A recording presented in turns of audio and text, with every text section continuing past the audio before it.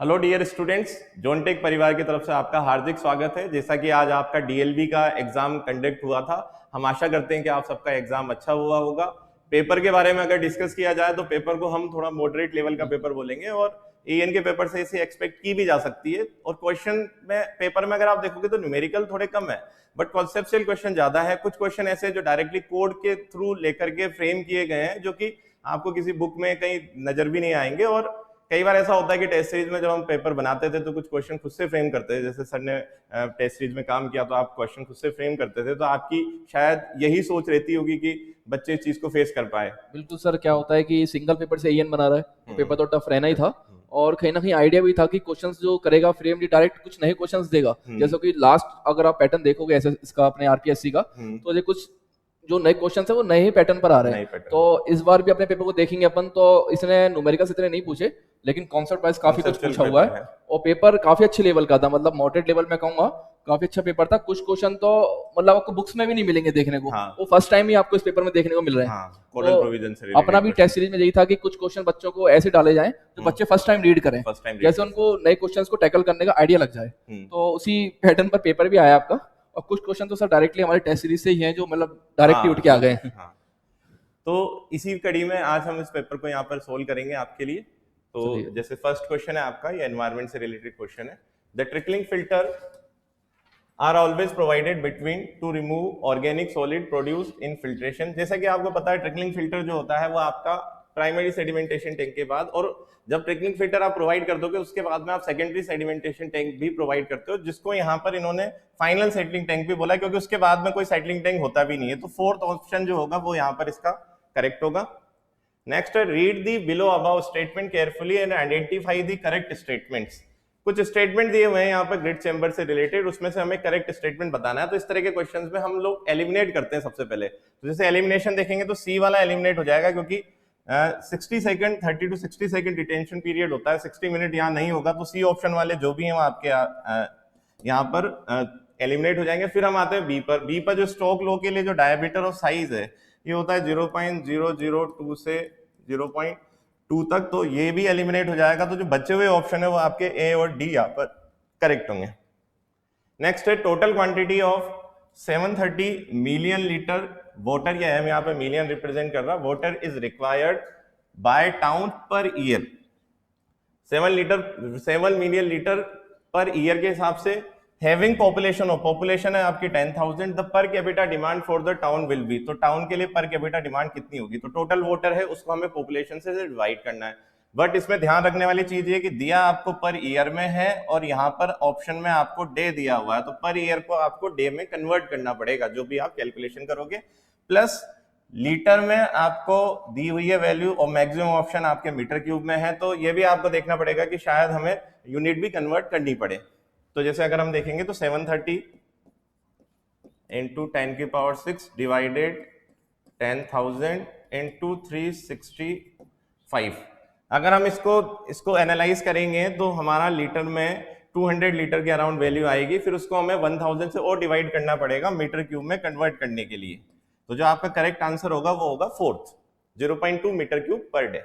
Next है, which of the following method is suitable for forecasting the population of those town in cities whose development is likely to place according to national growth country. तो इसके लिए हम जो method use करते हैं वो logistic curve method use करते हैं। जब नेशनल ग्रोथ ऑफ कंट्री के अकॉर्डिंग अगर डेवलपमेंट होगा तो उसके लिए लॉजिस्टिक कर्व मेथड यूज करेंगे।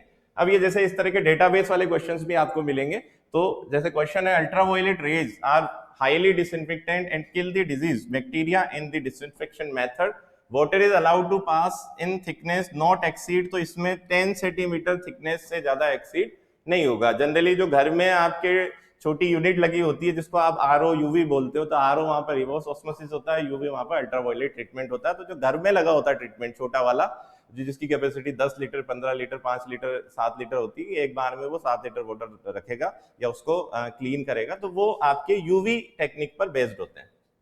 नेक्स्ट क्वेश्चन आएगा, क्वेश्चन नंबर 46। क्वेश्चन नंबर 46 है, how many litre of water is required in steel industry for production of 1 ton steel. अब इसमें अगर आप देखोगे तो अलग अलग कंपनी के लिए अलग अलग डेटा है। एज पर सीपीसीबी रिपोर्ट ये 30,000 से 60,000 लीटर तक, 30,000 से 68,000 लीटर तक ये वैल्यू होती है पर 1 टन ऑफ स्टील के लिए। तो यहाँ पर जो सबसे अप्रोप्रिएट ऑप्शन बन रहा है, बाकी सारे तो उस रेंज में भी नहीं है, तो जो सबसे अप्रोप्रिएट ऑप्शन बन रहा है वो बन रहा है थर्ड 60,000 जो आपका लीटर वाटर यूज होगा 1 टन ऑफ स्टील के मैन्युफैक्चरिंग के लिए।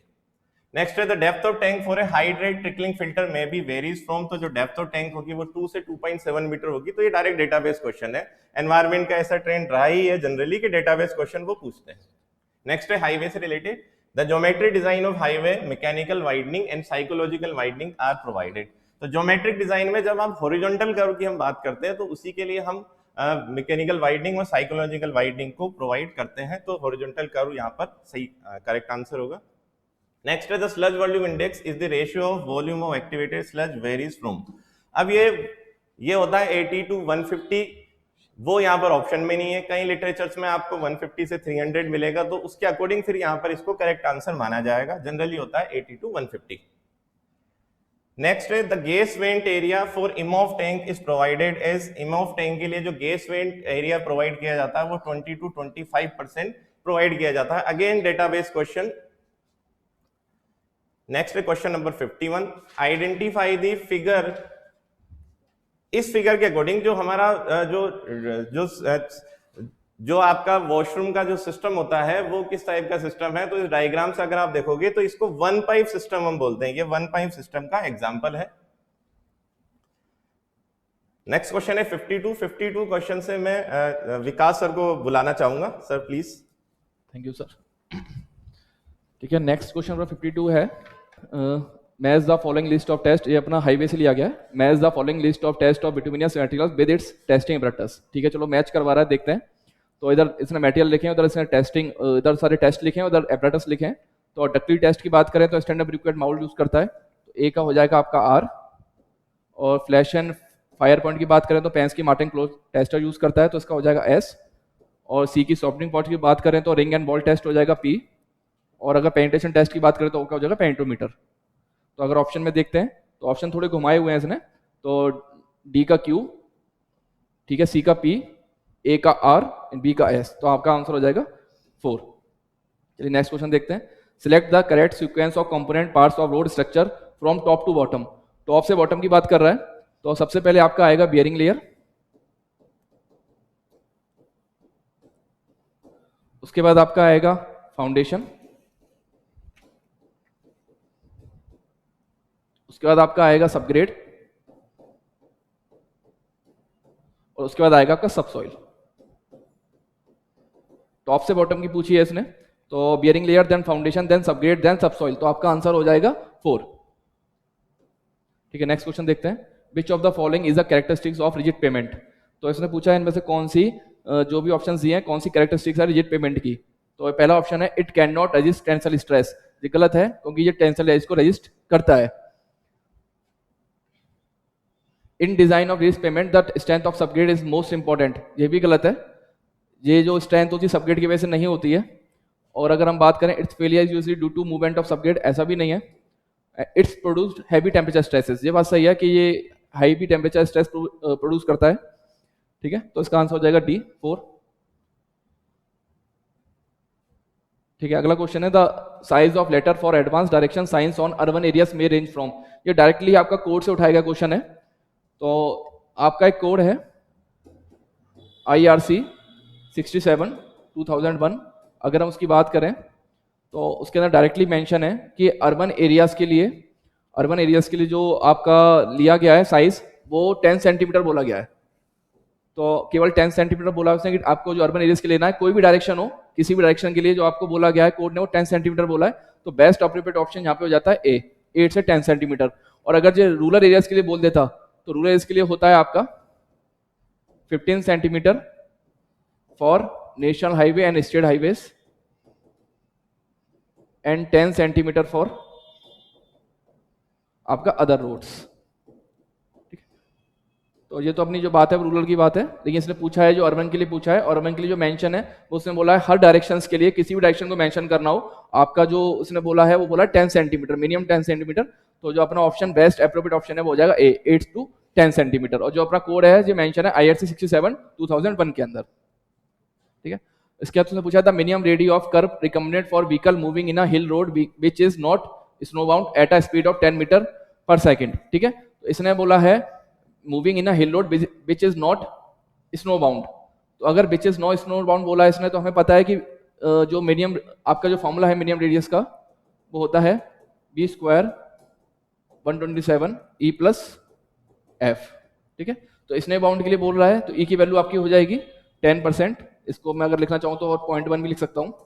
ठीक है, और एफ की वैल्यू हो जाएगी आपकी 0.15। ठीक है, तो अगर ये विच इज नॉट स्नो बाउंड बोला है इसलिए हमने ई की वैल्यू 10% ली है। अगर ये स्नो बाउंड बोल देता तो हमारा यही 7% हो जाता। ठीक है, तो इसने नॉट स्नो बाउंड बोला है इसलिए ई की वैल्यू 10% 0.1 है। और जब मैं सारे डाटा को पुट करूंगा तो लगभग आपका आर मिनिमम जो आएगा वो 40.8 मीटर समथिंग आएगा। तो हमारा आंसर हो जाएगा 41 मीटर। तो आंसर हो जाएगा आपका 2। ठीक है, चलिए नेक्स्ट क्वेश्चन देखते हैं। The width of entry and the width of non weaving section for a 4-lane road is 10 metre and 7.5 metre respectively. The width of weaving section for rotary carriageway should be provided as. ठीक है, तो width of carriage वे की बात कर रहा है, तो width of carriage वे निकालनी है अपन को। इसने width of entry and width of non weaving section दे दी है। तो जो विड्थ ऑफ कैरिज वे होती है वो आपकी होती है E1 plus E2 divided by 2 plus 3.5 metre के अंदर। ठीक है, तो E1 आपका दिया है इसने, E1 आपका दिया है इसने, विड्थ ऑफ एंट्री दी है 10 मीटर, तो 10 प्लस, और width of non weaving section जो दी है इसने वो दी है 7.5 डिवाइडेड बाई 2 और प्लस 3.5 मीटर। तो जब इसको सॉल्व करोगे तो आपका आंसर आएगा 12.25 मीटर। तो आंसर हो जाएगा आपका 3। ठीक है, चलिए नेक्स्ट क्वेश्चन में मैच करवा रहा है। तो उसने पहले पूछा है, इधर दिए हैं आपके रजिस्ट्रेशन दिए हैं, इधर कलर और लेटर और बैकग्राउंड ऑफ नंबर प्लेट के बारे में पूछा है। ठीक है, तो इसने पूछा पहला इन केस ऑफ ट्रांसपोर्ट व्हीकल। तो याद रखना इन केस ऑफ ट्रांसपोर्ट व्हीकल जो होता है हमारा वो आपका व्हाइट बैकग्राउंड पे होता है और लेटर्स होते हैं ब्लैक कलर के होते हैं। ठीक है, इन केस ऑफ टेम्परेरी रजिस्ट्रेशंस, अब इसने टेम्परेरी रजिस्ट्रेशन के लिए पूछा है, तो इसका जो रहता है बैकग्राउंड वो येलो रहता है और कलर जो लेटर्स के होते हैं वो रेड रहते हैं। ठीक है, इन केस ऑफ टैक्सीज, ये तो सब आप देखते ही आ रहे हो, टैक्सी का जो कलर रहता है येलो बैकग्राउंड होता है, ब्लैक कलर होता है। ठीक है, और in case of registration marks allotted to dealers, तो ये रेड बैकग्राउंड पे होता है और व्हाइट कलर होता है। ठीक है, तो मैच करते हैं। तो फर्स्ट से मैच करेगा आपका ट्रांसपोर्ट व्हीकल की बात करूं तो मैच करेगा बी। अगर मैं सेकंड से बात करूं इन केस ऑफ टेम्परेरी रजिस्ट्रेशंस तो आपका मैच करेगा yellow in red on yellow ground D. और थर्ड से मैं बात करूं तो मैच करेगा आपका टैक्सी में ए। और फोर्थ में बात करूं तो आपका मैच करेगा सी। तो देख लेते हैं, इसने ऑर्डर में दिया है, तो B D A C, B D A C आपका आंसर हो जाएगा 4। चलिए नेक्स्ट क्वेश्चन में चलते हैं। What is the aggregate crushing value for a sample having total dry weight of 2.1 kg and weight of material passing through 2.36 mm IS sieve is about 0.84 kg about after the crushing of aggregates। ठीक है, तो aggregate crushing value के बारे में पूछ रहा है, तो aggregate crushing value के बारे में पूछ रहा है, तो हम इसको बोल देते हैं, जैसे अगर मैं इसको बोलूं तो ऊपर जो आता है वो आता है weight of aggregates passing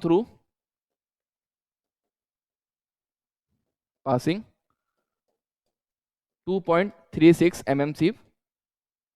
और अगर मैं बात करूं तो उसका डिवाइड में आएगा total weight of dry soil sample, total weight of dry soil sample. तो जब मैं इसकी वैल्यू पुट करूंगा तो ऊपर आपका 0.84 और टोटल वेट जो दिया है वो दिया है 2.36। तो जब इसको सॉल्व करेंगे तो आपका आंसर आएगा, और इंटू 100 भी कर दीजिए परसेंटेज में निकालने के लिए, तो जो आपका आंसर आएगा वो आएगा 40%। तो आपका आंसर हो जाएगा 2। ठीक है, इसको हटा देते हैं।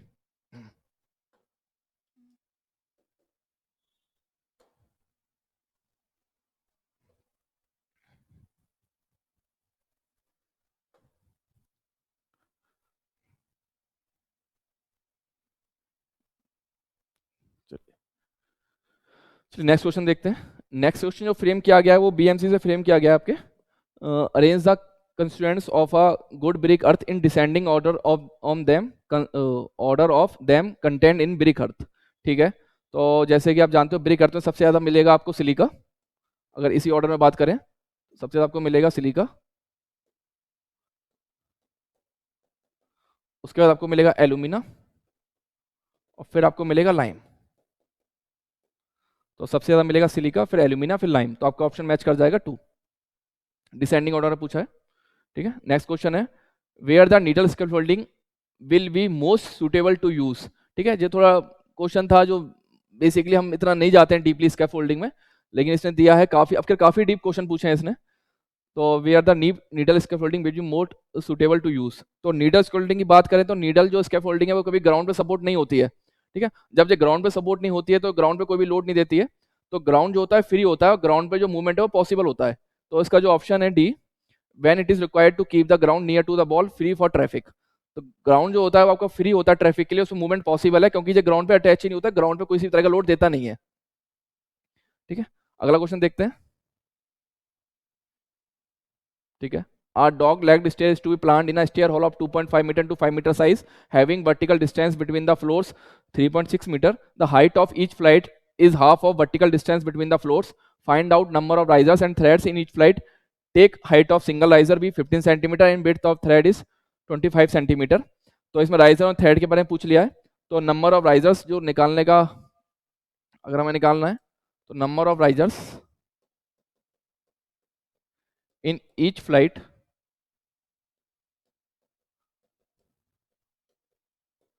निकालने का जो फॉर्मूला है हमारे पास, तो उसके लिए हम बोल सकते हैं कि जो हाइट है हमारी, height of flight, height of each flight divided by height of single riser, ठीक है। Height of each flight, distance between the floors 3.6 metre है, तो जो डिस्टेंस है ईच फ्लाइट की हाइट है वो half of vertical distance between the floors बोला है, तो ये हो जाएगा 3.6 डिवाइड बाई 2 1.8 मीटर, ठीक है। और जो इसने हाइट दी है सिंगल राइजर की वो दी है 15 सेंटीमीटर, तो ये है आपका सेंटीमीटर में। तो जब हम इसको सॉल्व करेंगे तो आ जाएगा आपका 180 डिवाइड बाई 15, तो ये आपका आ जाएगा 12। अब इसने केवल राइजर नहीं, इसने थ्रेड भी पूछा है और आपके दो ऑप्शन है 12 मैच कर रहे हैं, तो ऑप्शन 1 और 3 दो ऑप्शन है और 4 भी मैच कर रहा है। अगर हम 12 भी देखें केवल, तो नंबर ऑफ थ्रेड निकालना हो तो नंबर ऑफ थ्रेड की अगर बात करें अपन तो वो होगा नंबर ऑफ राइजर -1, तो राइजर आपके 12 हैं, थ्रेड -1 करेंगे तो उसका आ जाएगा 11, तो आंसर आ जाएगा 12 एंड 11, तो आंसर हो जाएगा 3, ठीक है। अब नेक्स्ट क्वेश्चन देखते हैं,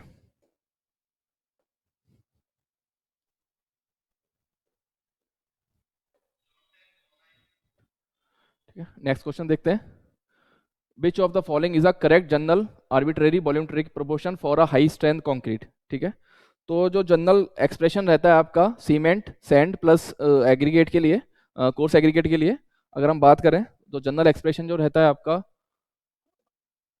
वो रहता है आपका 1:n/2n। अगर मैं जनरल एक्सप्रेशन की बात कर रहा हूँ, general expression for cement sand and coarse aggregate रहता है हमारा 1:n/2n, और इसने जो बोला है वो बोला है हाई स्ट्रेंथ कंक्रीट। अगर हाई स्ट्रेंथ कंक्रीट की बात करूं तो एक्सप्रेशन रहता है 1:1:2 एंड 1:1.2/2.4 हाई स्ट्रेंथ कंक्रीट के लिए, ठीक है। तो आपका ऑप्शन मैच कर जाएगा 3, 1:1.2/2.4। नेक्स्ट क्वेश्चन देखते हैं, 64, which of the following statement is incorrect regarding to a pit sand, ठीक है। तो पहला पॉइंट कह रहा है it is obtained by forming pits into the soil, बिल्कुल सही है। When it is rub between fingers fine pit sand should not leave any stain on the fingers, ये भी बिल्कुल सही बात है। It consist of fine rounded grains, ये स्टेटमेंट गलत है, ये फाइन राउंडेड ग्रेन्स नहीं कंटेन करता, ये कंटेन करता है course angular grains, course angular grains, ये कंटेन करेगा कोर्स एंगुलर ग्रेन्स, ठीक है। तो ये स्टेटमेंट आपको गलत हो जाएगा। और it is exhibited from a depth of about 1 to 2 metre from ground level, बिल्कुल बीनीथ द ग्राउंड सरफेस की अगर बात करें तो लगभग लगभग 1 से 2 मीटर ही इसकी डेप्थ रखी रहती है, जहां से हम इसको एक्सकवेट करते हैं। ठीक है, तो आपका आंसर हो जाएगा, इसने इनकरेक्ट पूछा है तो आंसर हो जाएगा 3, it consist of fine rounded grains, क्योंकि फाइन राउंडेड ग्रेन्स नहीं, जो आपका कोर्स एंगुलर ग्रेन्स कंटेन करता है। ठीक है, नेक्स्ट क्वेश्चन देखते हैं। Which of the brick are commonly used at places where brickwork is to be provided with a coat of plaster? Plaster coat की बात कर रहा है तो हमें पता है सेकंड क्लास ब्रिक का यूज करा जाता है। ठीक है, नेक्स्ट देखते हैं। द फ्यू चिप्स और pieces of stones are taken and they are placed in a glass tube to find out the presence of soluble matter in a sample of stone, this is the process of.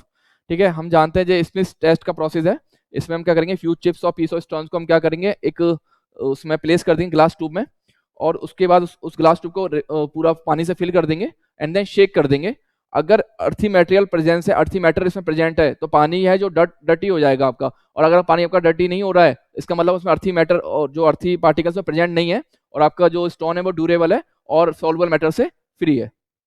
ठीक है, तो सारा process हम करते हैं Smith test के अंदर। ठीक है, तो इसने अगला क्वेश्चन पूछा था, fire load of domestic building should not exceed by an average of dash of the net floor area of any compartment nor an average of dash on limited isolated areas. ठीक है, तो आप याद रखना, अगर ये नेट फ्लोर एरिया की बात कर रहा है एनी कंपार्टमेंट की, तो आएगा 275,000 kilo calorie per metre square of an any compartment और nor an average of on limited isolate areas. अगर इसकी बात करें अपन तो आपका रहेगा 55,000 kilo calorie per metre square. तो ये आपका ऑप्शन जो मैच करेगा वो ऑप्शन मैच करेगा 3। ठीक है, for providing fire resistance to timber by sir Abel's process the timber surface should be cleaned and coated with a dilute solution of. ठीक है, तो इसमें थोड़ा बच्चा कंफ्यूज रहता है, क्योंकि इसमें ऑप्शन सोडियम सिलिकेट भी और बोरिक एसिड भी है, और दोनों ही फायर रेजिस्टेंस हैं, लेकिन इसने बात करी है सर एबल प्रोसेस की। तो सर एबल प्रोसेस में अगर बात करें तो जो टिम्बर को कोट किया जाता है, जिस पेंट से कोट किया जाता है, तो उसमें करा जाता है सोडियम सिलिकेट। सोडियम सिलिकेट का यूज किया जाता है कोट करने के लिए टिम्बर को। बोरिक एसिड भी कुछ बच्चे लगा के आए हैं, बोरिक एसिड भी फायर रेजिस्टेंस है, लेकिन सर एवल्स ने यूज नहीं किया था। सर एवल्स ने जो यूज किया था वो सोडियम सिलिकेट का किया था आपके टिम्बर को कोट करने के लिए। ठीक है, तो बोरिक एसिड इसका आंसर नहीं होगा, इसका आंसर होगा सोडियम सिलिकेट। नेक्स्ट क्वेश्चन देखते हैं। ठीक है, ये सर आशीष सर टैकल करेंगे।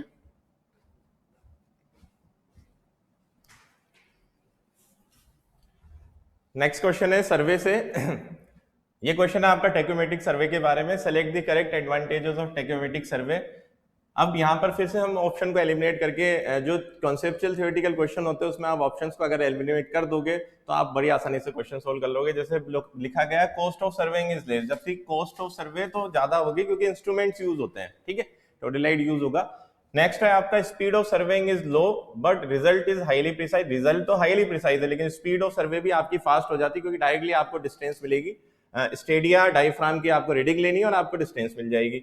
नेक्स्ट है survey can be perform in poor visibility. ये यहाँ पे करेक्ट है। हिली एरिया में हम इसको जनरली यूज करते हैं, जहां पर टेप वगैरह, टेप को हम इतना आसानी से यूज नहीं कर पाएंगे, तो सी ऑप्शन में से यहाँ पर करेक्ट है।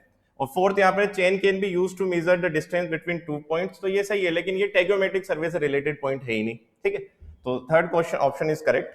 नेक्स्ट है select the correct order of performing engineering survey for road, railway and irrigation work. इस तरह के वर्क के लिए जब आप सर्वे परफॉर्म करते हो तो उसका एक ऑर्डर होता है।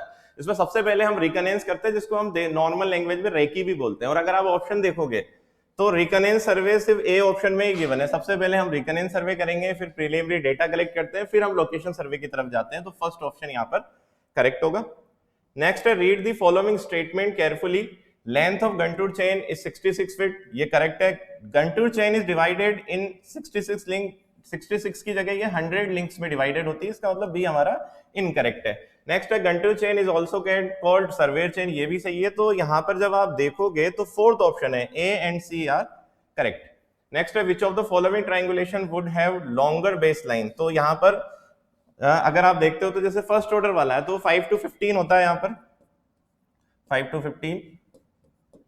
उसके बाद में सेकंड ऑर्डर में हमारा होगा 1.5 से 5 तक, और थर्ड ऑर्डर में होगा 0.3 to 5। तो यहां पर अगर आप देखते हो तो सेकंड ऑप्शन हमारा करेक्ट है। फर्स्ट ऑर्डर के लिए हमारी जो बेस लाइन है उसकी लेंथ सबसे ज्यादा होगी।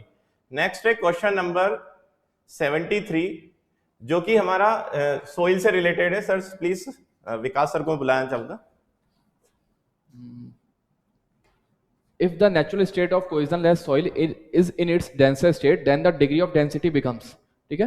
तो इसने डिग्री ऑफ डेंसिटी के बारे में पूछा है, और जितना जैसे कि हम जानते हैं डिग्री ऑफ डेंसिटी की अगर बात करें अपन डेंसिटी इंडेक्स भी बोल देते हैं, तो अगर हम बात करें तो इसका फॉर्मूला होता है ई मैक्स माइनस ई मैक्स माइनस ई मिनिमम, ठीक है।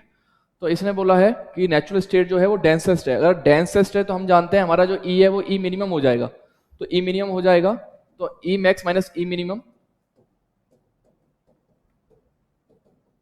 Divided by E max minus E minimum, तो इसका आंसर 1 हो जाएगा। अगर ये लूजेस्ट दे देता तो हमारा ई जो है वो ई मैक्स हो जाता, और ई मैक्स हो जाता तो E max minus E max 0 हो जाता, तो डेंसिटी इंडेक्स हमारा 1 हो जाएगा जब उसने बोला डेंसर स्टेट, ठीक है। अगला क्वेश्चन है an oven dried sample having a mass of 200 gram is placed in a pycnometer which is completely filled with water. The mass of empty picnometer is 125 gram. The specific gravity of soil mass shall be calculated as. इसमें data missing है, ये question complete नहीं लिखा गया है। आप अगर आप बात करोगे तो आपकी स्पेसिफिक ग्रेविटी की अगर मैं बात करूं तो ये होता है mass weight of solid divided by weight of solid plus W4 minus W3, ठीक है। अब इधर W3 और W4 क्या है, जैसे कि हम जानते हैं, अगर मैं इसको इधर ही दिखा देते हैं, जो एम्प्टी कंटेनर उसका वेट माना हमने W1, empty container with soil का हमने वेट माना W2, ये ओवन ड्राइड सॉइल है, ठीक है। Empty container plus soil plus remaining में हमने वाटर फिल कर दिया, उसका वेट माना W3, उसका टोटल पिक्नोमीटर में वाटर फिल्ड है उसको हमने बोला W4। तो जब हम कैलकुलेट करते हैं तो स्पेसिफिक ग्रेविटी हमारी जो निकल के आती है वो इसके बराबर निकल के आती है, weight of solid divided by weight of solid plus W4 minus W3, W4 minus W3, ठीक है। तो इसने इस क्वेश्चन में डाटा जो है मिसिंग है, तो अगर इस डाटा से मैं इसको करना चाहूँ क्वेश्चन को, तो सॉइल का वेट दिया 200 ग्राम, ओवन ड्राइड सॉइल का, मतलब वेट ऑफ सॉलिड दिया इसने 200 ग्राम, तो मैं वेट ऑफ सॉलिड को बोल सकता हूँ 200 ग्राम डिवाइडेड बाई, अब इसने डाटा नहीं दिया और मुझे पता है वेट ऑफ सॉलिड नीचे भी आ रहा है तो 200, अब मेरे पे एक ही डाटा बच रहा है 125 ग्राम, और मुझे पता है ये वैल्यू जो है वो नेगेटिव आएगी, क्यों, क्योंकि W4 माइनस W3 करूंगा तो इसका वेट ही ज्यादा है, तो इसका वेट ज्यादा है तो ये वैल्यू नेगेटिव आएगी, तो अगर मैं नेगेटिव साइन लगा दूं और आपका जो वेट है पिक्नोमीटर का लास्ट जो इसने वेट दिया वो 25 दिया है, ठीक है। अगर मैं इसको सॉल्व करने जाऊंगा तो इसका आंसर आएगा 2.667, मतलब 2.67 भी आप बोल सकते हो, तो जरूर आपका 2 ऑप्शन मैच कर जाएगा, लेकिन ये अप्रोच गलत है। इस डाटा के हिसाब से हमने जरूर ये अप्रोच लगाई है, लेकिन ये अप्रोच सही नहीं है, क्योंकि एक्चुअल जो इसका फॉर्मूला है वो इस डाटा के अकॉर्डिंग है, और इस डाटा के बारे में इसने कुछ भी बोला नहीं है, ठीक है। तो ये आंसर इसको आप कह सकते हो कि ये मोस्ट प्रोबेबली बोनस ही होगा, क्योंकि डाटा मिसिंग है, ठीक है। नेक्स्ट क्वेश्चन सर्वे से है और आपके आशीष सर टैकल करेंगे। नेक्स्ट क्वेश्चन है क्वेश्चन नंबर 75, डायरेक्टली डेफिनेशन से रिलेटेड है। अगर आप कंटूर पढ़ोगे तो स्टार्टिंग की 2-3 डेफिनेशन ही इससे रिलेटेड होती है। तो dash is the horizontal distance between 2 points and any 2 consecutive contour, and dash is the vertical distance between 2 consecutive contours. तो जो सबसे पहले हॉरिजॉन्टल डिस्टेंस के लिए तो हॉरिजॉन्टल इक्विवेलेंट होगा और वर्टिकल के लिए कंटूर इंटरवल होगा, तो थर्ड ऑप्शन यहाँ पर करेक्ट है। नेक्स्ट होगा an area of plane is to determined by using an amber polar planimeter.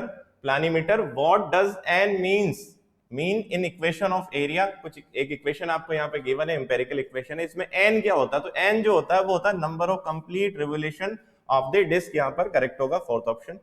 Next है select the first step to be perform in the procedure for setting the curve. जब आप curve set करते हो तो सबसे पहले आप कौन से वाला प्रोसेस स्टार्ट करोगे, तो सबसे पहले हम टेंजेंट पॉइंट को लोकेट करते हैं T1 T2, और उसके बाद में हम length of first and second सब कोड की फाइंड आउट करेंगे, तो सबसे पहले हम टेंजेंट पॉइंट को लोकेट करते हैं, थर्ड ऑप्शन यहाँ पर करेक्ट होगा। Next question again from soil, तो मैं विकास सर को बुलाना चाहूंगा, sir please. Thank you sir. Next question अपना सॉइल का वर्टिकल स्ट्रेच चैप्टर से है। Match list 1 with list 2 and correct the correct answer and select the correct answer by the codes given below, ठीक है। तो मैचिंग क्वेश्चन है, तो match कराते हैं। तो बॉसिग्न्यू influence factor under concentrated load, तो अंडर कंसंट्रेटेड लोड की बात करूं तो आपका मैच करेगा 4 ऑप्शन मैच करेगा, तो ए की मैं बात करूं तो ए का हो जाएगा आपका 4, ठीक है। 3/2 pi 1 + 1/√r/z² 5/2 whole 5/2 whole bracket second इसने बोला है वॉसिग्न्यू influence factor under uniformly distributed circular load.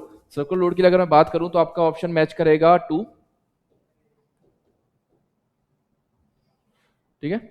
Westergaard influence factor under point load, C point है, Westergaard influence factor under point load, तो सी पॉइंट अगर ये अंडर पॉइंट लोड की बात कर रहा है वेस्टरगार्ड के लिए तो आपका ऑप्शन मैच करेगा ए, सी का आंसर ऑप्शन मैच करेगा ए। और अगर मैं डी से बात करूं Westergaard influence factor under uniformly distributed circular load तो आपका ऑप्शन हो जाएगा 3। तो जो मैच है वो है 4 to 1 3, तो अपन देखते हैं 4 to 1 3, तो आपका आंसर हो जाएगा 3, ठीक है। नेक्स्ट क्वेश्चन देखते हैं, Which of the following option is correct if the clay sample has activity 1.49? तो उसने जो एक्टिविटी की वैल्यू दे दी है आपसे पूछ लिया बताइए कौन से मिनरल को रिप्रेजेंट कर रहा है, ठीक है। तो हमें पता है जो क्यूलिनाइट की बात करें अगर तो क्यूलिनाइट की एक्टिविटी सबसे कम होती है, ठीक है। इसका जो एक्सपेंशन है वॉल्यूम एक्सपेंशन सबसे कम होता है क्योंकि इसमें जो बॉन्ड होता है बीच में मिनरल्स के वो होता है हाइड्रोजन बॉन्ड, ठीक है। तो इधर इसकी एक्टिविटी मिलती है 0.3 से कुछ 0.5 के बीच। फिर अगर मैं हाईलाइट की बात करूं इसकी जो मिलती है वो मिलती है हमें समथिंग 0.5 से अप्रोक्स आप बोल सकते हो 1.3 तक चली जाती है, लेकिन मोस्टली 0.7 और 0.8 के बीच में रहती है, ठीक है। इसमें जो आयनिक बॉन्ड मिलता है आपको। और अगर मैं मॉन्टमोनाइट की बात करूं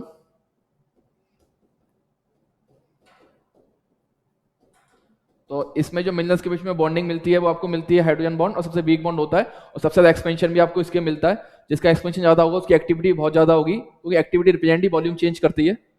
तो मॉन्टमोनाइट की जो आपकी है वो समथिंग रहती है आपकी 1 से 7। और इसमें भी अगर और आगे बताना चाहें तो एक होता है आपका सोडियम मॉन्टमोनाइट और एक आपका होता है कैल्शियम मॉन्टमोनाइट। तो कैल्शियम की तो रहती है लगभग 1.5 और इसकी जो सोडियम की लगभग 4 से 7।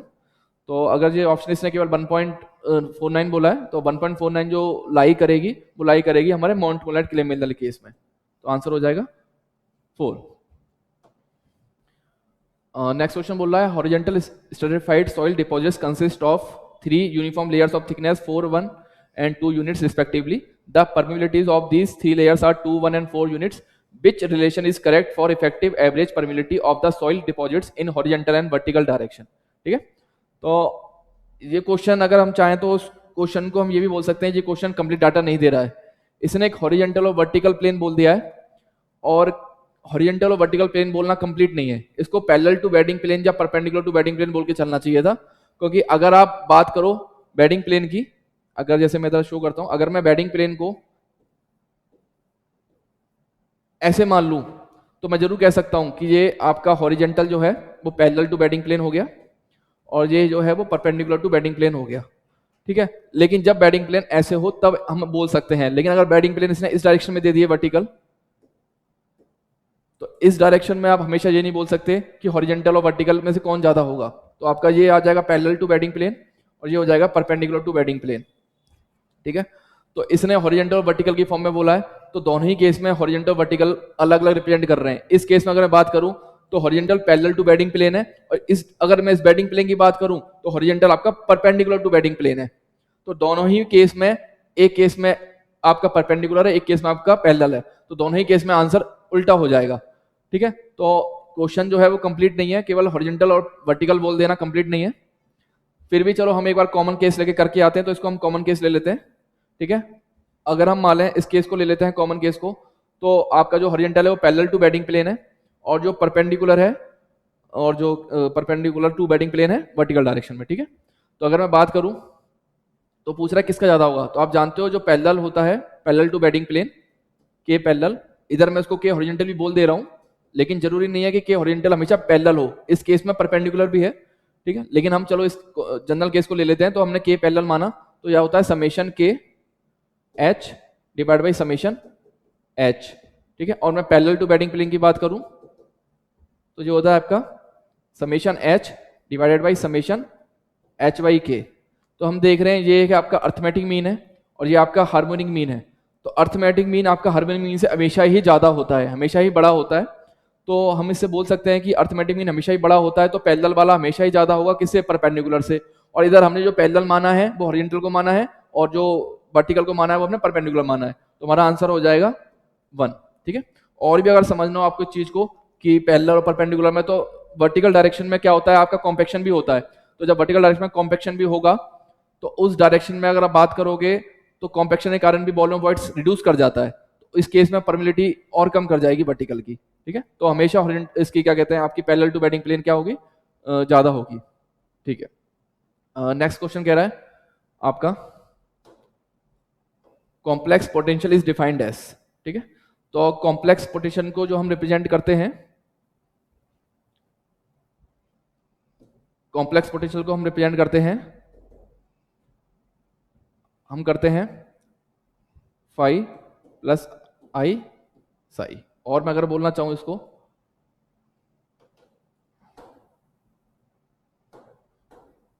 अगर मैं कोऑर्डिनेट्स भी लगाना चाहूं तो फाई एक्स वाई प्लस आई साई एक्स वाई, ठीक है। तो ये रिप्रेजेंट कर रहा है आपका पोटेंशियल, वेलोसिटी पोटेंशियल फंक्शन, और ये आपका रिप्रेजेंट कर रहा है स्टीम फंक्शन, ठीक है। ये velocity potential function and then this is stream function, ठीक है। तो जो आपका मोशन ऑप्शन जो मैच करेगा, और ये है आपका कॉम्प्लेक्स पोटेंशियल, ठीक है। तो जो ऑप्शन मैच करेगा आपको मैच करेगा 2। चलिए नेक्स्ट क्वेश्चन देखते हैं, ठीक है। The allowable bearing pressure on spread footing constructed on sand should be such that the differential settlement does not exceed, ठीक है। तो डायरेक्ट क्वेश्चन है, डायरेक्ट कोड में आपका इसका वैल्यू दी गई है, इसका आंसर है 1/300। चलिए नेक्स्ट क्वेश्चन देखते हैं। A homogeneous and isotropic material has density 2.5 kilonewton per metre cube. The modulus of rigidity and bulk modulus for the material is 100 megapascal and 50 megapascal respectively. What is the modulus of velocity for given material, ठीक है जी। आपका सॉम से question है, तो एक बार देख लेते हैं इसको। इसने आपको पूछा है ई के लिए पूछा है, ठीक है। तो हम जानते हैं एक फॉर्मूला होता है 9 = 9 kg divided by 3k plus G, ठीक है। तो हेयर जो k है आपकी, k की वैल्यू जो दी है इसने, बल्क मॉडुलस वो दिया है 50 MPa, और जो g की वैल्यू दी है इसने दी है 100 MPa। तो जब सब इन वैल्यू को पुट करूंगा तो e की वैल्यू निकल के आती है आपकी 180 MPa। इसको मैं और बोल सकता हूं 180 न्यूटन पर mm स्क्वायर। तो आपका आंसर मैच कर जाएगा 3। चलिए नेक्स्ट क्वेश्चन देखते हैं। The segment BC shown in pressure void ratio curve for remoulded soil sample represent. इसने एक कर्व दे दिया और कर्व के बीच में से पूछ लिया है BC क्या रिप्रेजेंट कर रहा है, ठीक है।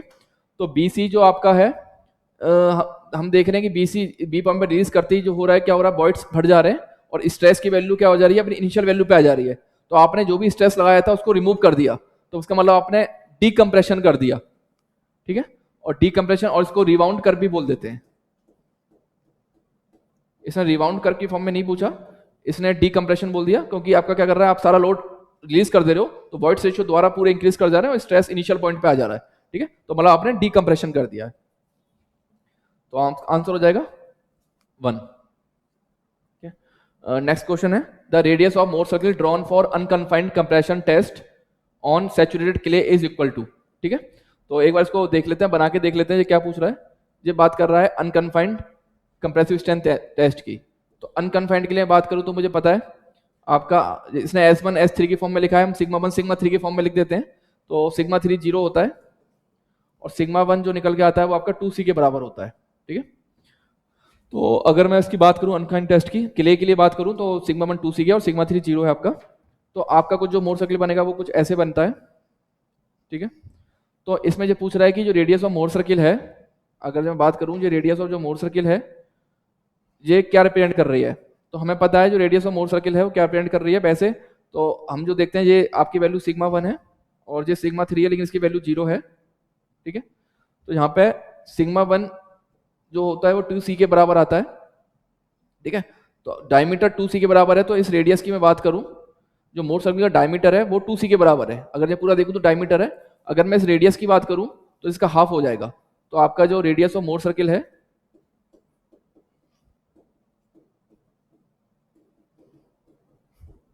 ये हो जाएगा 2c/2c के बराबर। तो आपका ऑप्शन मैच कर जाएगा द अपरेंट कोएजन, ठीक है। कुछ बच्चों को डाउट था सर कि S1 + S3 / 2 भी तो पॉसिबल है, क्योंकि S3 की वैल्यू 0 है तो ये S1/2 मतलब सिग्मा 1/2 ही तो रिप्रेजेंट कर रहा है। बिल्कुल सही बात है, लेकिन यहाँ पे इसने S3 मेंशन करा है तो इसने एक जनरल फॉर्म लिखी है। इसमें S3 जीरो नहीं बोल सकते आपकी, इसने जो फॉर्म लिखा है उसमें S3 जीरो है, इसने एक जनरल फॉर्म दे दी है। तो हम ये मान के चलेंगे इसने अगर S3 लिखा है तो इसकी कुछ वैल्यू मानी है, तो जनरल फॉर्म है, तो ये भी इसलिए पॉसिबल नहीं है। और आपका अपरेंट कोएफिशिएंट तो मैच कर ही रहा है, ठीक है, तो आंसर हो जाएगा 2। चलिए नेक्स्ट क्वेश्चन देखते हैं। नेक्स्ट क्वेश्चन बोल रहा था ratio of horizontal to vertical stress for elastic equilibrium of soil considering the angle of shearing resistance of 30 degree shall be. ठीक है, तो अब बच्चे कुछ कंफ्यूज हो गए सर इसमें एक्टिव लगाएं, पैसिव लगाएं या क्या लगाएं।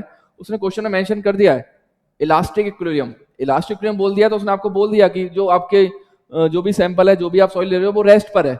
उसने इसलिए डायरेक्ट नहीं बोला, लेकिन डायरेक्ट में उसने बोल दिया इलास्टिक इक्विलिब्रियम, इसका मतलब सॉइल जो है वो रेस्ट पर है, तो आपको जो डाटा लेना है रेस्ट वाला लेना है।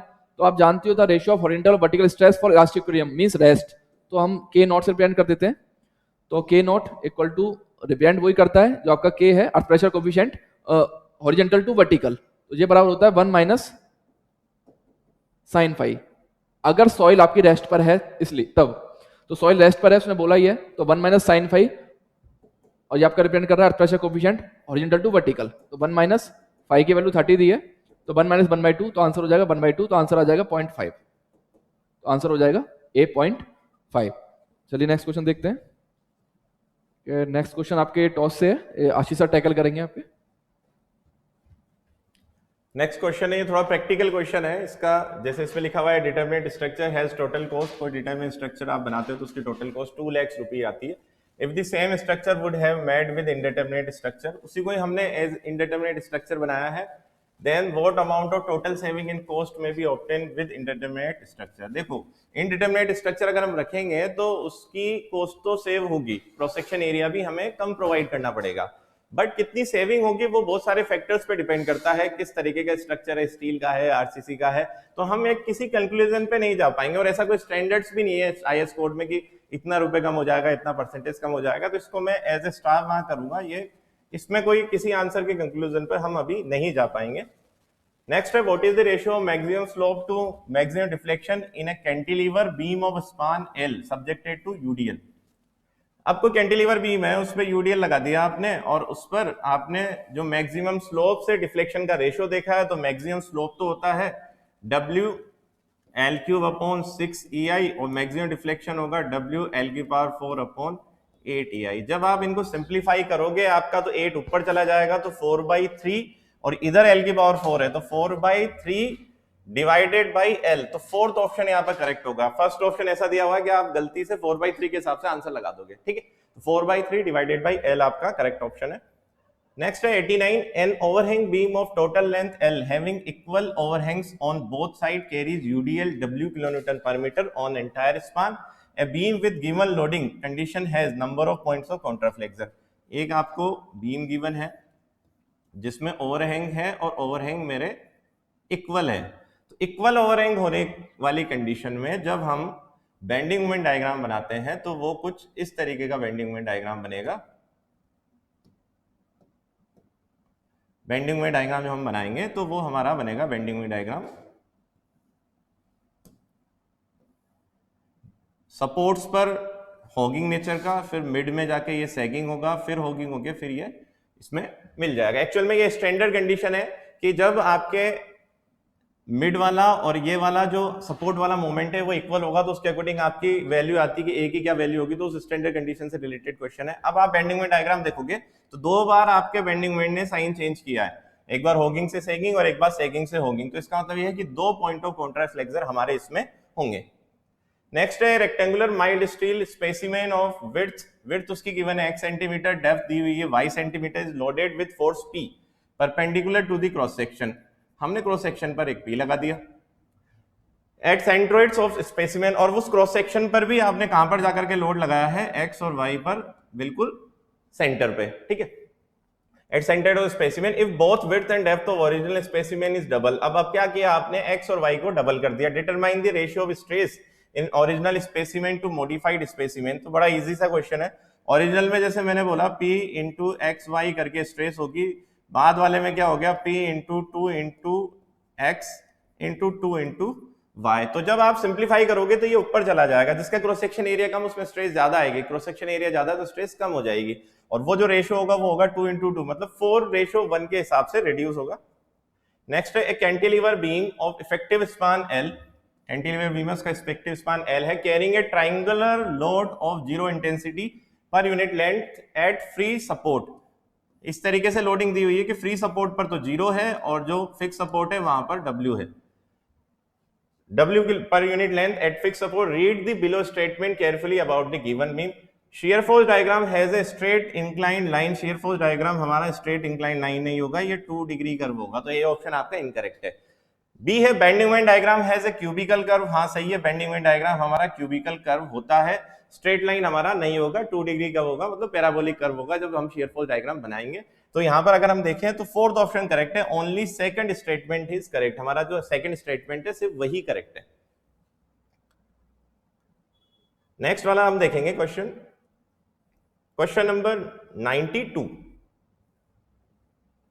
क्वेश्चन नंबर 92 है थ्योरी ऑफ स्ट्रक्चर से, the displacement of joint is selected as redundant in which method of structure analysis. Displacement of joint हम डिस्प्लेसमेंट मेथड में यूज करते हैं और उनके जो दूसरे नाम है वो होता है डिस्प्लेसमेंट मेथड, और the displacement joint is selected as redundant in which method of structure analysis. तो डिस्प्लेसमेंट ऑफ जॉइंट हम डिस्प्लेसमेंट मेथड्स में यूज करते हैं और उसके जो दूसरे नाम होता है वो होता है डिस्प्लेसमेंट मेथड, स्टिफनेस मेथड और इक्विलिब्रियम मेथड। ठीक है, अब यहां पर अगर हम देखते हैं ऑप्शंस, तो कंपैटिबिलिटी मेथड हम फोर्स मेथड को बोलते हैं, सेकंड वाला फोर्स मेथड ही है।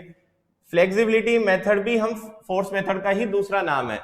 जो डिस्प्लेसमेंट मेथड है उनके नाम है displacement method, stiffness method and equilibrium method. तो यहां पर अगर हम देखेंगे तो थर्ड ऑप्शन आपका करेक्ट होगा, स्टिफनेस मेथड। नेक्स्ट है what is the maximum length of open gantries beyond which expansion joint shall be provided. ये डायरेक्टली आपका IS 100 2007 का कोडल प्रोविजन से रिलेटेड क्वेश्चन है। तो इसमें जब गैंट्री की बात आती है तो उसके लिए हम 150 मीटर स्पान के बाद में हम एक्सपेंशन जॉइंट प्रोवाइड करेंगे। 150 मीटर आपका यहाँ पर ऑप्शन करेक्ट है। नेक्स्ट है prop cantilever beam is loaded with uniformly distributed load on whole span, पूरे स्पान पे यूडीएल लगा दिया, सच है deflection at prop end of beam is 0। ये इस तरीके का आपका बीम है जिस पे यूडीएल लगा हुआ है और प्रॉप एंड आपने यहां पे लगा दिया, डिफ्लेक्शन वहां पर 0 है। The reaction of prop and, reaction and prop end of the beam is calculated by, ये जो प्रॉप एंड वाली रिएक्शन है जिसको मैं RA बोल दूंगा, ये हमें कैलकुलेट करनी है। तो इसके लिए हम एक कंपैटिबिलिटी कंडीशन लगाएंगे इस तरीके से कि बोल दिया कि प्रॉप एंड पे डिफ्लेक्शन आपका क्या है 0।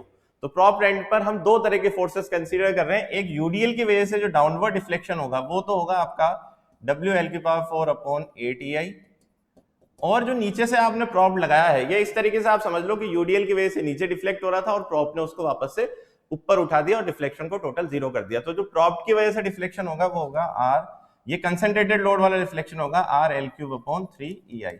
जब आप इनको एनालाइज, इनको जब सिंप्लीफाई करोगे तो 3/8 WL के इक्वल ये वाली वैल्यू आपकी आने वाली है। नेक्स्ट है question number 95। Two span continuous beam is simply supported by 3 supports A, B, C from left to right। Left से राइट की तरफ हम जाएंगे तो 3 सपोर्ट्स हैं। सिंपली सपोर्ट को हम डायरेक्टली इस एरो से बता देंगे और उस पर क्या लगा हुआ है, यूडीएल लगा हुआ है। तो आपसे पूछा है कि नेगेटिव बेंडिंग मोमेंट कहां पर जनरेट होगा, तो देखिए स्टार्टिंग और एंड वाले पर नेगेटिव बेंडिंग मोमेंट जनरेट नहीं होगा, नेगेटिव बेंडिंग मोमेंट जनरेट होगा मिड वाला जो आपका सपोर्ट है, तो बी वाला जो सपोर्ट है वहां पर आपका नेगेटिव बेंडिंग मोमेंट जनरेट होगा। Next is the steel plates are held together by 14 mm diameter rivet, 14 mm diameter के rivet से इनको जोड़ा गया है। If load is transmitted 88 kilonewton through this arrangement, estimate the shear stress in rivet। आपको load दे दिया, rivet भी दे दिया, आपसे पूछा स्ट्रेस कितनी होगी। तो देखो स्ट्रेस के लिए हमें शेयर का जो एरिया है उससे उस लोड को डिवाइड करना है सिर्फ, और शेयर का यहाँ पर डबल शेयर होगा, ये डबल लैप जॉइंट है तो डबल शेयर है, तो जो भी क्रॉस सेक्शन एरिया आप लोगे, या फिर हम रिवेट की बात करें तो रिवेट के 2 क्रॉस सेक्शन एरिया इस लोड को रेजिस्ट करेंगे। तो 88 किलो न्यूटन का तो हमारा लोड लग रहा है, डिवाइडेड बाय हम क्या करेंगे π/4 इनटू, अब देखो जनरली तो ग्रॉस डाया लेना होता तो 14 को नहीं लेके हम 15.5 हमें लेना चाहिए, लेकिन जो आंसर मैच हो रहा है वो 14 के अकॉर्डिंग मैच हो रहा है, तो 14 स्क्वायर इनटू 2 टाइम्स हम करने वाले हैं। तो इसको जब आप सोल्व करोगे तो थर्ड ऑप्शन आपका आएगा, ये इसी के नजदीक आएगा। अब देखो आपको कंफ्यूज करने के लिए सेकंड ऑप्शन में फोर्थ भी गिवन है, तो अगर कोई 2 से मल्टीप्लाई करना भूल जाता है तो फिर वो सेकंड ऑप्शन लगा के आएगा, जबकि ये डबल लैप जॉइंट है। Question number 97 direct codal provision से रिलेटेड क्वेश्चन है। When transverse stiffeners are not provided, जब आप स्टीफनर नहीं प्रोवाइड कर रहे हो प्लेट गटर में, तो in plate girder and the web of plate girder is connected to flange along one longitudinal edge only, then minimum thickness of web shall B.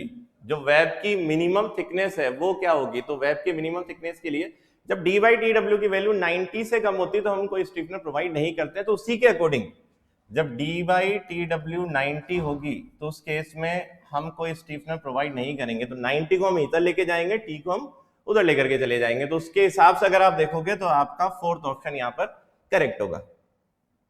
Next है what is the minimum vertical distance between row of bar if beam is constructed with 20 mm size aggregate and reinforced with 12 mm diameter of bar. Bars के बीच में vertical spacing पूछी है आपसे, horizontal नहीं पूछी है। ये जो मिलेगा आंसर आपको ये मिलेगा SP 32 के ड्राइंग नंबर 8.2 के अकॉर्डिंग अगर आप देखोगे तो वहां लिखा हुआ है कि जो वैल्यू होगी वो होगी 15 mm और 2/3 ऑफ एग्रीगेट साइज 20, इसके मैक्सिमम से कम नहीं होनी चाहिए। तो जब हम 2/3 निकालेंगे 20 का तो 13 के अराउंड आएगा, तो मैक्सिमम वैल्यू 15 है, तो 15 से हमारी स्पेसिंग कम नहीं होगी। तो फोर्थ ऑप्शन यहाँ पर करेक्ट होगा आपका। If 300 by 600 mm rectangular beam cast with M25 grade concrete subjected to flexure, then cracking moment of the beam is, ये डायरेक्टली वर्कबुक का क्वेश्चन है, वर्कबुक में सोल्व करवाया हुआ है।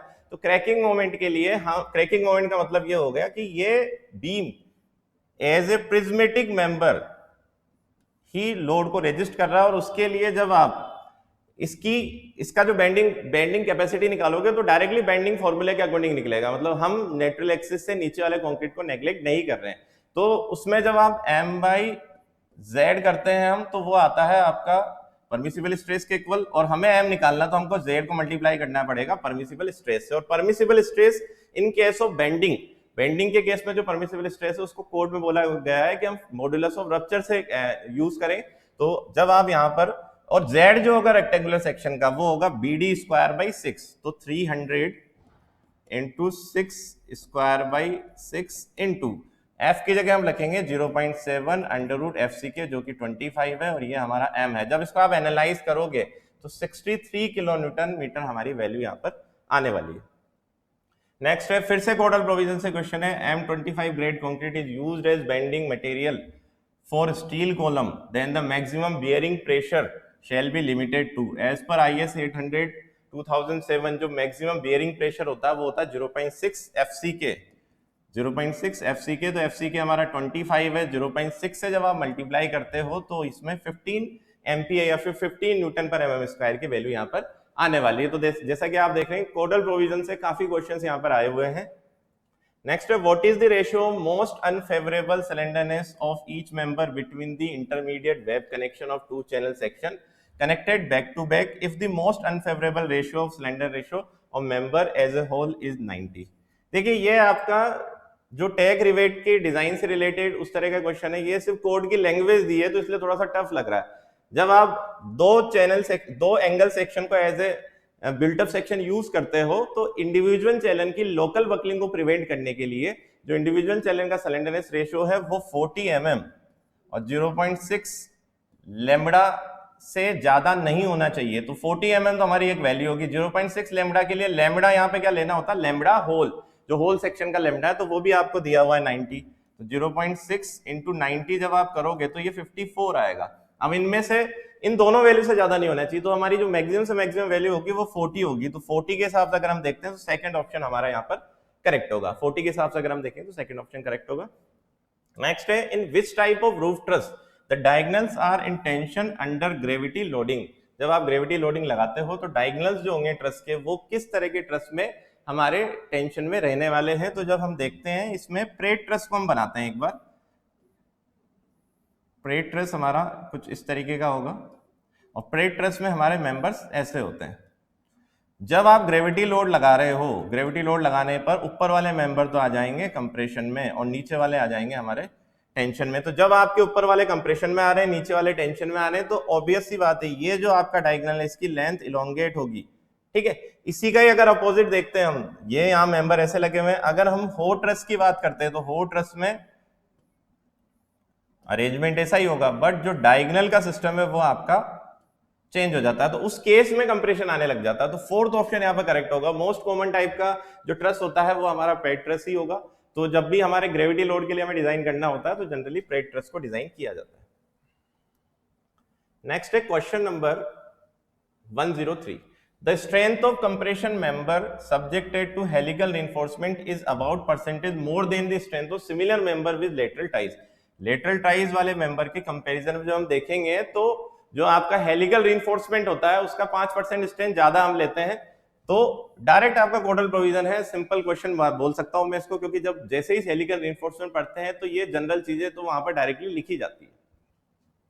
Next question number 104।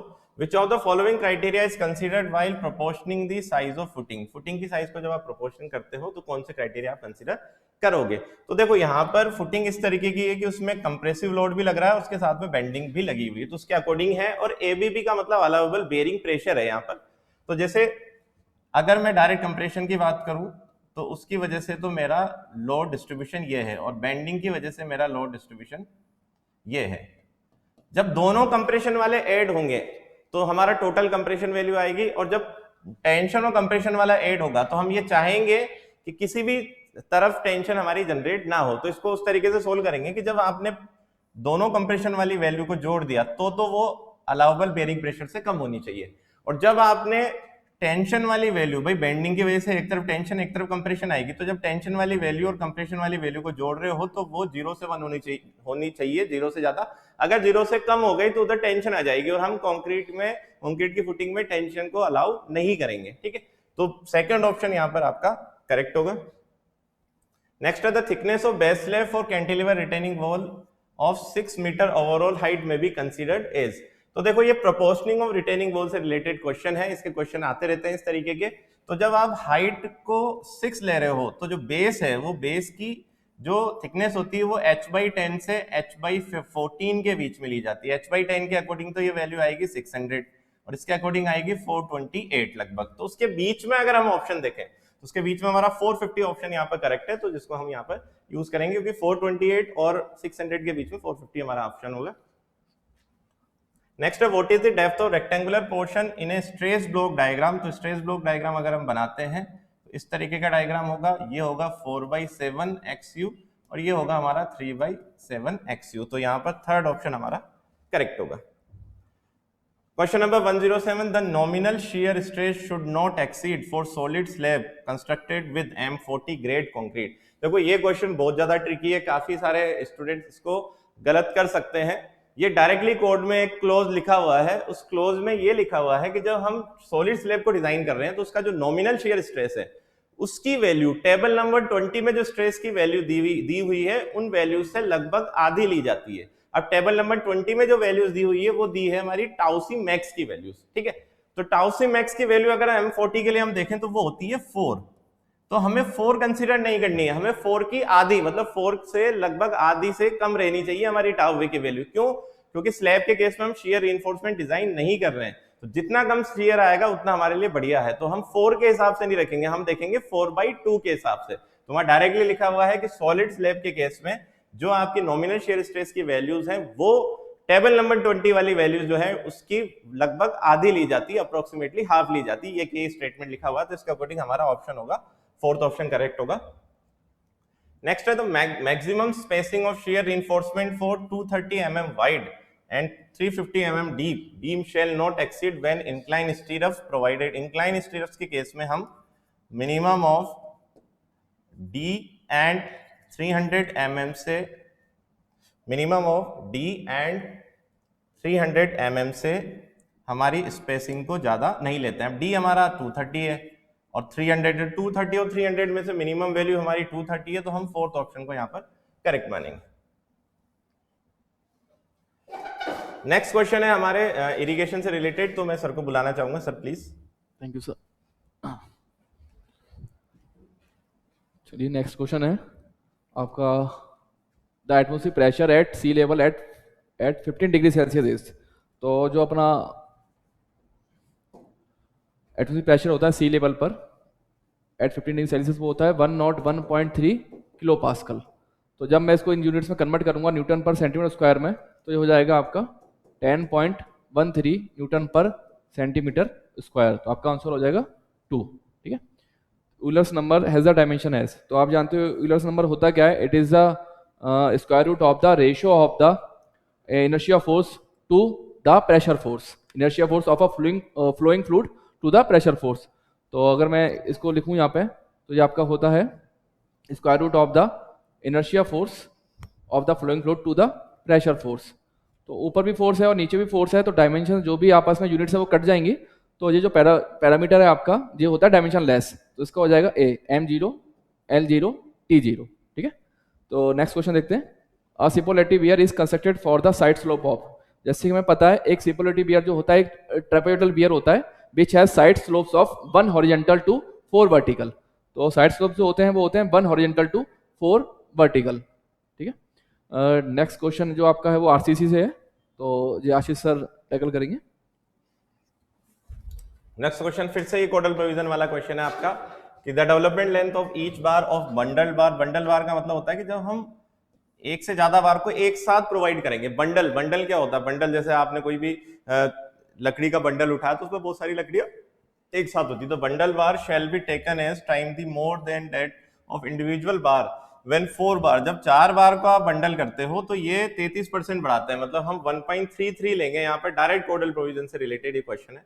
नेक्स्ट है आपका ये थोड़ा सा ट्रिकी क्वेश्चन है, the nominal cover to be meet the requirement of durability of M45 grade concrete under various exposure condition. अब देखो M45 को यहाँ पे स्पेशली मेंशन किया तो उसका कोई रीजन है। ठीक है। तो जैसे अगर आप mild, moderate, severe, very severe and extreme की जब आप बात करते हो तो 20, 30, 45, 50 और 75 हम वैल्यू जनरली लेते हैं। ठीक है। लेकिन वहां ये लिखा हुआ है कि जब M35 से ज्यादा ग्रेड ऑफ कंक्रीट है तो हम 5 mm कम वैल्यू ले सकते हैं इन वैल्यू से। तो जो आंसर है वो आपका इसी के हिसाब से होगा। ऑप्शन दोनों गिवन है लेकिन 45 अलग से मेंशन करने का मतलब ही यही है। तो और उसमें लिखा हुआ है कि सीवियर और वेरी सीवियर के बाद की जो वैल्यूज है, मतलब सीवियर, वेरी सीवियर, एक्सट्रीम, उनको हम 5 mm से कम ले सकते हैं। तो माइल्ड में तो कोई चेंज नहीं होगा। माइल्ड के जब आप देखते हो तो 1 के लिए तो डी हो जाएगा, लेकिन जब सीवियर की हम बात करेंगे तो सीवियर के लिए 45 नहीं होकर के 40 होगा, मतलब ए ऑप्शन। और जब वेरी सीवियर की हम बात करेंगे तो 50 नहीं होकर के ये 45 होगा। तो D A B A option यहाँ पर करेक्ट होगा। ठीक है। तो कई बार अगर मतलब जब आपको यहाँ पे मेंशन किया है M45 तो इसका मतलब ही यही है कि आपको ये वाली कंडीशन यहाँ पर लगानी है। नेक्स्ट क्वेश्चन होंगे आपके ओपन चैनल से रिलेटेड, जिसके लिए मैं विकास सर को बुलाना चाहूंगा। Thank you sir. Next question है, what is the value of coefficient of discharge when the area of jet of liquid at outlet is equal to the area of the mouthpiece. ठीक है। तो जैसे कि हम जानते हैं इसने कोफिशिएंट ऑफ डिस्चार्ज के बारे में बोला है। आपका कोफिशिएंट ऑफ डिस्चार्ज CD बराबर होता है CC इंटू CV के, जो हम जानते हैं CC coefficient of contraction and CV coefficient of velocity. तो माउथ पीस के लिए जो कोफिशिएंट ऑफ वेलोसिटी होती है वो आपकी होती है 0.855 और CC की जो वैल्यू है जो गिवन केस है आपका area of jet of liquid at outlet is equal to the area of mouthpiece. तो इस केस के लिए CC निकल के आता है आपका 1। तो जो मैं कोफिशिएंट ऑफ डिस्चार्ज निकालूंगा तो 0.855 इंटू 1 तो आपका हो जाएगा 0.855। तो आपका ऑप्शन मैच कर जाएगा 1। ठीक है। ठीक है। Next question, Kennedy gives Sill theory for the design of unlined alluvial channels by considering B/D ratio ranging from। ठीक है। तो इसने क्वेश्चन में मेंशन करा है कैनेडी के लिए, और कैनेडी एज सच कोई प्रोविजन नहीं है, कैनेडी ने कोई प्रोविजन नहीं दिया B/D रेशियो के लिए। लेकिन जब हमने लिटरेचर को फॉलो किया और देखा तो जो हमें देखने को मिला कि जो प्रॉब्लम्स वगैरह सॉल्व करी गई लिटरेचर वगैरह में जो भी प्रॉब्लम सॉल्व करी गई हैं तो उनमें जो B/D का रेशियो लिया गया वो लिया गया 3.5 मीटर से 12 मीटर के लिए। लेकिन अगर कैनेडी थ्योरी की बात करो तो उसने कोई भी सिग्निफिकेंस नहीं दिया है B/D रेशियो के लिए। ये लिटरेचर्स वगैरह में जो आप प्रॉब्लम सॉल्व देखोगे तो उसमें आपको B/D का रेशियो मिलेगा 3.5 मीटर टू 12 मीटर। तो आपका आंसर हो जाएगा 4। ठीक है। In Khosla's theory if no cut off is provided at the downstream end of the floor then the exit gradient becomes. ठीक है। तो एग्जिट ग्रेडियंट हम जानते हैं, एग्जिट ग्रेडियंट की बात करें तो आपका होता है H/D। तो तो यहाँ पे जो डी होता है वो down stream sheet pile depth होती है, और जो आपका एच होता है ये इफेक्टिव हेड होता है आपका। ठीक है, तो इसने क्वेश्चन में बोला है no cut off is provided at the downstream end. जब कोई कट ऑफ प्रोवाइड नहीं है, इसका मतलब जो डाउन स्ट्रीम शीट पाइल है वो है ही नहीं, तो डी की वैल्यू हो जाएगी 0। तो जब डी की वैल्यू 0 हो जाएगी तो एग्जिट ग्रेडियंट जो है आपका उसको आप निकालोगे h/0, तो ये आपका हो जाएगा इन्फिनिटी, तो आपका आंसर हो जाएगा 2। ठीक है, dash is the rate of flow of water through a vertical strip of aquifer of unit width and extending for the full saturated height under unit hydraulic gradient. तो ये सीधी सीधी डेफिनेशन लिख दी है, ये सीधा कोफिशिएंट ऑफ ट्रांसमिसिबिलिटी की definition है आपकी। ठीक है, तो आंसर हो जाएगा 2। नेक्स्ट क्वेश्चन है identify the incorrect statement in terms of gradually varied flow. तो ओसीएफ को भी टच काफी किया गया, ओसीएफ की आपको 3 से 4 क्वेश्चन मिल जाएंगे पेपर में। ठीक है, चलो देखते हैं statement. The channel is prismatic, सही है। जब आप ग्रेजुअली वेरिड फ्लो की बात करोगे चैनल प्रिस्मेटिक होता है। The energy correction factor is 0, 0 नहीं होता है, आपका जो एनर्जी करेक्शन फैक्टर है वो 1 होता है। ठीक है, तो ये स्टेटमेंट है जो गलत है, बाकी पढ़ लेते हैं। फ्लो स्टडी होता है और रफनेस कोफिशिएंट जो है कांस्टेंट रहता है for the length of the channel, तो आपका आंसर हो जाएगा 2। नेक्स्ट क्वेश्चन देखते हैं, which of the following is not come under self recording type rain gauge. तो इसमें तो पूछ रहा है कौन सा रिकॉर्डिंग रेन गॉज है जो रिकॉर्डिंग रेन टाइप रिकॉर्डिंग नहीं है। तो वेइंग टाइप है आपका रिकॉर्डिंग है, आपकी टिपिंग की बात करें तो ये भी रिकॉर्डिंग है, तो साइमंस की बात करें तो साइमंस नॉन रिकॉर्डिंग है, आपका रिकॉर्डिंग नहीं है, और फ्लोट की बात करें तो ये भी रिकॉर्डिंग है। तो आप इसने पूछा कौन सा रिकॉर्डिंग नहीं है, तो आंसर हो जाएगा साइमंस रेन गॉज। ठीक है, अब लास्ट क्वेश्चन आपका, the reservoir for irrigation may be planned with the value of design yield of about dash times higher than the firm yield. तो ये जो क्वेश्चन है ये कंप्लीट नहीं है, मैं आपको बताता हूँ मैं क्यों बोल रहा हूँ कि क्वेश्चन कंप्लीट नहीं है। ठीक है, इसने बोला है क्वेश्चन में, और जो ऑप्शंस दिए हैं तो इसमें 2 ऑप्शन है जो मैच कर रहे हैं। लेट हम एग्जांपल लेते हैं, हम कोई भी डैम डिजाइन कर रहे हैं, लेट हमने 35 ईयर्स का डाटा लिया, तो उन 35 ईयर्स में जो डैम को जो कैचमेंट एरिया ने जो पानी सपोर्ट करा, लेट जो उन 35 साल का मैं अगर देखूं मैक्सिमम, तो लेट मैक्सिमम था 200 मीटर क्यूब। मैं लास्ट 35 ईयर्स का डाटा देख रहा हूं जो कैचमेंट ने पानी सपोर्ट करा डैम को, और लेट उन 35 ईयर्स का जो मैक्सिमम पानी सपोर्ट था वो किसी साल वो था 200 मीटर क्यूब, और इन 35 साल का मैं मिनिमम देखता हूं, इन 35 साल का मिनिमम देखूं तो किसी साल सबसे कम था वो था 100 मीटर क्यूब। ठीक है, तो अगर मैं डिपेंडेंसी देखना चाहूं, अगर मैं इस मैक्सिमम वाले की डिपेंडेंसी देखूं तो 35 सालों में केवल एक ही बार ऐसा हुआ जब इसको अचीव करा, जब डैम ने जब इसको आपके कैचमेंट ने जब इसको डैम में सपोर्ट किया, तो एक ही बार ऐसा हुआ। तो 1 डिवाइड बाई, अगर मैंने जो ईयर्स लिए लास्ट 35 ईयर्स लिए थे, तो 1 डिवाइड बाई 35 इंटू 100, तो हम 35 ईयर्स ही लेते हैं डैम के केस में, तो लगभग जो निकल के आएगा 3%। तो जो सबसे हायर वैल्यू है जो 35 साल में एक ही बार रिकॉर्ड करी गई है, उसकी जो डिपेंडेंसी निकल के आई वो निकल के आई 3%। अगर मैं उस वैल्यू की देखूं जो सबसे मिनिमम वैल्यू है लास्ट 35 ईयर्स में, तो उसकी डिपेंडेंसी अगर देखना चाहूंगा तो 100 मीटर क्यूब की अगर डिपेंडेंसी देखूंगा तो ये तो हमेशा इससे ज्यादा ही पानी आया है, कैचमेंट ने आपका जो भी पानी सपोर्ट करा हमेशा इससे ज्यादा ही करा है, ये तो मिनिमम वैल्यू है। तो इसकी डिपेंडेंसी निकालने जाऊंगा मैं अगर, तो ये आ जाएगा 35, सारे के सारे ईयर्स में ही इसको तो एक्सटीड करा गया है, 35 डिवाइड बाई 35 इंटू 100, तो इसकी डिपेंडेंसी आ जाएगी 100%। मैक्सिमम वाले की डिपेंडेंसी लगभग 3% है, और जो मिनिमम वाले की डिपेंडेंसी लगभग 100% है। तो जो हम डैम को डिजाइन करते हैं, जो डिजाइन वैल्यू होती है डैम की, वो लगभग होती है 50 से 75% डिपेंडेंसी पर।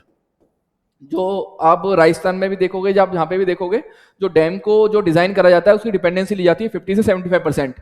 तो राजस्थान में भी कुछ डैम है जो 50% डिपेंडेंसी पर कंस्ट्रक्ट करे गए हैं, और कुछ डैम ऐसे हैं जो 75 डिपेंडेंसी पर करे गए हैं। तो अगर मैं 50% की बात करूं, जब 50% डिपेंडेंसी पे आप डिजाइन करोगे तो इसकी वैल्यू आएगी 1.2, और जब आप इसको 75% डिपेंडेंसी पर डिजाइन करोगे तो इसकी वैल्यू आएगी 1.05। तो दोनों ही आंसर पॉसिबल है, 1.2 भी पॉसिबल है और 1.05 भी पॉसिबल है, क्योंकि ये डिपेंडेंसी जो बताई गई है ये आपको अलग अलग डैम पे वेरी करती है। तो अलग अलग डैम के लिए 50% भी हो सकती है और 75% भी हो सकती है, तो इसके दोनों ही आंसर पॉसिबल है। तो ये आपका सॉल्यूशन था, और जिन स्टूडेंट्स का पेपर अच्छा हुआ उनको रिजल्ट के लिए काफी शुभकामनाएं। जिन स्टूडेंट्स का थोड़ा एवरेज पेपर हुआ तो उनको ऐसा टेंशन नहीं लेनी, अभी काफी सारी वैकेंसीज आपकी पाइपलाइन में है, कुछ की डेट्स भी आ चुकी है, कुछ आने वाले नोटिफिकेशन। तो आपके आगे के लिए शुभकामनाएं। इस पेपर से आप सीख सकते हो कि पेपर किस तरीके के बन सकते हैं, किस तरह के क्वेश्चंस आते हैं। तो हम यही कामना करेंगे कि आगे आने वाले एग्जाम में भी आप इस तरीके से अच्छे से पेपर अटेम्प्ट करें। Thank you.